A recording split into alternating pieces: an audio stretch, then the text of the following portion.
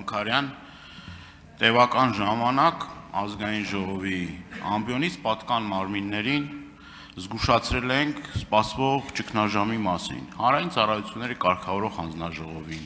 այլ ատյաններին, երբ որ հարց էինք ուղղում, որ այդ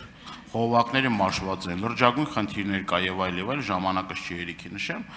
ասում էին, որ ամեն ինչ նորմալ է, ամեն ինչ կարգին է, որևէ խնդիր չկա, վիոլա ջուրի իր աշխատանքները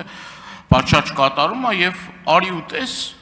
վիոլա ջուրը հայտարարում է, որ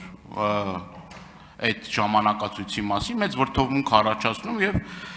տարածքային կառավարման նախարարը ժամեր հետո ասում է դե զանգեցին, կարգավորեցին, կառավարության միջամտությամբ հրաշք, կառավարության միջամտությամբ այլևս այդ ժամանակացույցը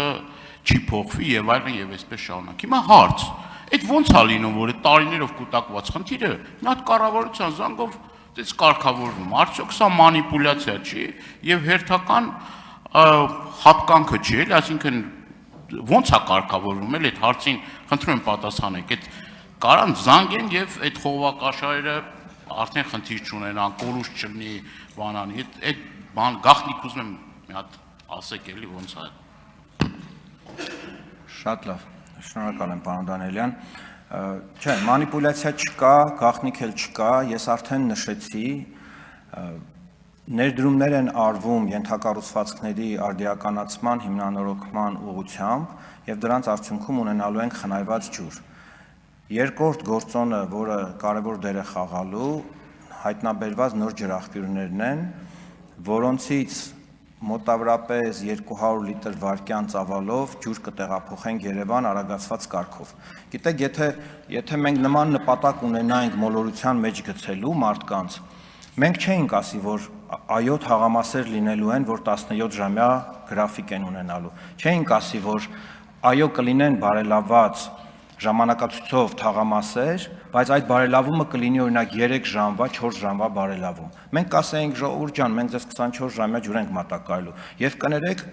ով է եղել այն մարդը, որը ասել է, որ Հայաստանում ենթակառուցվածքները իդեալական վիճակում են։ Բոլորս գիտենք, չէ՞ որ սովետական ժամանակներից մնացած ենթակառուցվածքներ են։ Շնորհակալ եմ։ Արձագանք։ Ուրեմն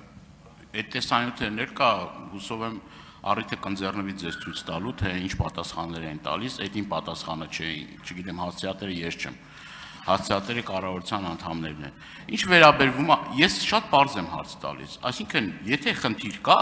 այդ խնդիրը պետք է ներկայացվի, եւ այդ խնդիրները պետք է լուծվեն, ոչ թե այդպես